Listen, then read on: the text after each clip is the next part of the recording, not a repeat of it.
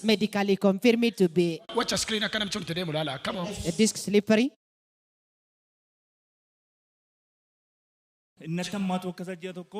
Come on.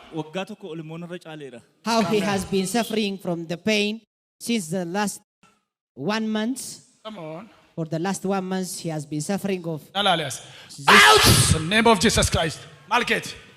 Out! This is his caregiver. Randalaba, Sandalaba, Kondalaba, Haya. The power of the Holy Spirit has taken over now. Out! Hallelujah. Mighty name of Jesus Christ. Be out! Hallelujah. Demkisa. Amen. Amen. Amen. Keep watching Cast. and receive your own miracle Bring right down. Nalal. there. Go! Garabe desi oli tigadi boy agni kungan kemit. Amen. Amen. Kikin agna sar kasamilla sa. Release his body. That's just a drills. Let him fall Lama sawalduk. You are free.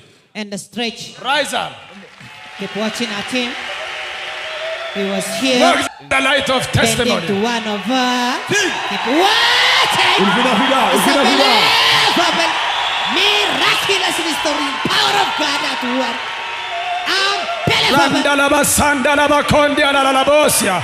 Keep watching. Kanamatu, dueras gesati. Dueras gesati. Dueras gesati. That sickness is died out of you as you're watching to this miraculous program. Amen. Amen. Keep watching. He's celebrating. Tai kai. Doing Kababat. what he has Kopani kai fer.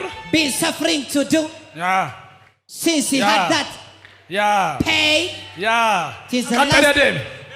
1 month he have never did such, and this is miraculous instant restoration of God through the touch of his prophet.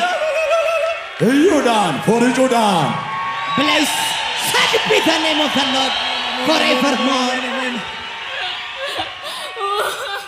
Malgo chunda do banke ko.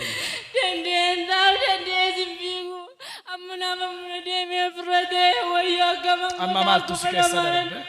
Amma bakka wamu to bakka amma hunne titrate. Wan makkantana to kotna kesuma da. Viewers, his daughter was testifying. He was